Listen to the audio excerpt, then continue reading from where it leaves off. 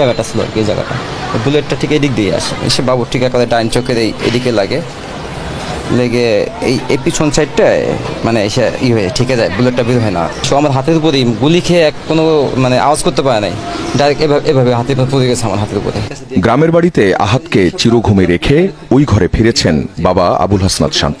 প্রতিটি কোনায় কোনায় ছেলের স্মৃতি, আর ওই কথাটা, বাবা তোমার বুকেই থাকবো আমি। প্রাণটা ওর ঝরে গেছে বাবা মায়ের কোলেই। সেদিন সকালেও আমার বুকের ভিতরে এসে আমাকে বলতেছে যে আব্বু তোমার বুকের ভিতরে আমার অনেক ভালো লাগে, আমার অনেক ভালো লাগে তোমার। হ্যালো গাইস, আসসালামু আলাইকুম। এই যে বাচ্চা ছেলেটা মারা গেল, এর দায়ভার কে নিবে? বাবা মা তার সন্তান নিয়ে ব্যালকনিতে দাঁড়াইছিল। লোকটা ব্যালকনিতে দাঁড়াইছিল, তো বাচ্চাটা বাবার কোলে ছিল। তো বাচ্চাটা যখন গুলি লাগার পরে বাচ্চাটা নাকি একাই শুয়ে পড়ে গেছে, কিছু বলেও না, কোনো একটা শব্দও করতে পারে না। এর বিচার কে করবে? আর আল্লাহ তাআলা কি মাফ করবে?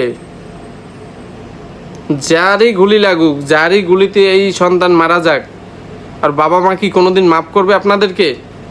না আল্লাহ মাফ করবে? নিষ্পাপ একটা শিশু আপনারা দেশ থেকে মুছে দিলেন। এই শিশুটা তো মারা যাইতো না যদি আপনারা উল্টাপাল্টা গুলি না চালাইতেন। আপনাদের কাছে পিস্তল আছে, এর জন্য ক্ষমতা আছে, যেমন মন চায় তেমন ব্যবহার করতেছেন। হ্যাঁ, ভালো, খুব ভালো, সমস্যা নাই, আমাকে কোনো সমস্যা নাই, খুব ভালো। কিন্তু আপনার আর এক কলিগের গুলিতে আপনার সন্তান মারা যাইতেছে, তখন কেমন লাগে? আপনার একজন কলিগের গুলিতে যখন আপনার সন্তান মারা যায় তখন কেমন লাগে? এই যে বিভিন্ন নিউজে শুনতেছি যে অমুকের ছেলে নিখোঁজ, অমুকের বাচ্চা নিখোঁজ, অমুকে নিখোঁজ, ঠিক আছে? এটা কোথায়? আপনি যেমন আমার উপরে গুলি চালাইতে কষ্ট লাগে না, আপনার সন্তানের উপর গুলি চালাইতেও কিন্তু আরেকজনের কষ্ট লাগবে না। আপনার সন্তানের উপরেও গুলি চালাইতে আরেকজনের কষ্ট লাগবে না। তো আপনি যদি একটু চিন্তা করেন যে এর মতো আমার একটা সন্তান আছে, গুলি করার আগে যদি একবার চিন্তা করেন, অন্য লোকটাও চিন্তা করবে যে এই নিষ্পাপ সন্তানকে মারার দরকার নাই, একটু হইলেও কলজে কাঁপবে।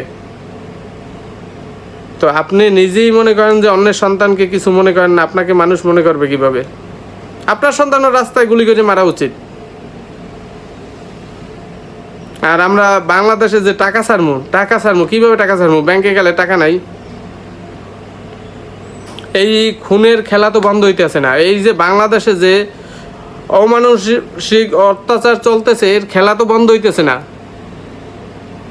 এই খেলা শুরু করছে কে? মেট্রো রেল, এই বক্কর চক্কর, এগুলো জামাত বিএনপির লোকে ভাঙছে। ছাত্ররা আন্দোলন করছে, কিন্তু ছাত্ররা জীবনেও চাইবে না রাষ্ট্রীয় সম্পদ নষ্ট করার জন্য, জীবনেও চাইবে না। আর দ্বিতীয় কথা, এই গুলি করা বন্ধ করেন। একদিন দেখবেন আপনার বউ নাই, আপনার বাপের পাও নাই, আপনার সন্তান রাস্তায় মরে রয়েছে। কারণ আপনি যেমন অন্যের সন্তানকে মারতেছেন, আপনার সন্তানরেও কিন্তু অন্যজনে মারতে পারবো। বাবার সাথে খামারে কাজ করত 13 বছরের মোবারক। দুধ বিক্রি করত বাসায় বাসায়। বড় আগ্রহ ছিল খেলাধুলায়। 19 জুলাই মিছিল দেখতে গিয়ে নিভে গেছে তার জীবন প্রদীপ। পূর্বার দিন নাকি ওর মারে কইছে, মা আমার নেম প্লেট আইব। ও ছেলেটা খেলাধুলা করতো, নেম প্লেট আইব, নেম প্লেট তো বোঝে না ওর মায়। নেম প্লেট আইলো, আমার ছেলের ডেথ সার্টিফিকেট আর মেডিকেলের সার্টিফিকেট আর আজিমপুর গোরস্থানের সার্টিফিকেট,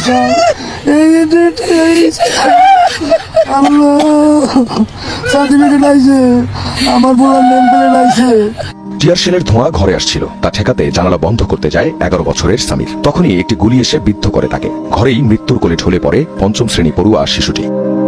20 জুলাই বিকেল টিয়ার শেলের গ্যাসে রাজধানীর চিটাগাং রোড এলাকা ধোঁয়াচ্ছন্ন। খোঁজ পাওয়া যাচ্ছিল না 10 বছরের হুসাইনের। রাতে ঢাকা মেডিকেলে লাশের স্তূপের নিচে পাওয়া যায় তার মরদেহ। 18 জুলাই নরসিংদীতে গুলিবিদ্ধ হয়ে প্রাণ যায় 14 বছরের তাহমিদের। 9ম শ্রেণীতে পড়তো সে।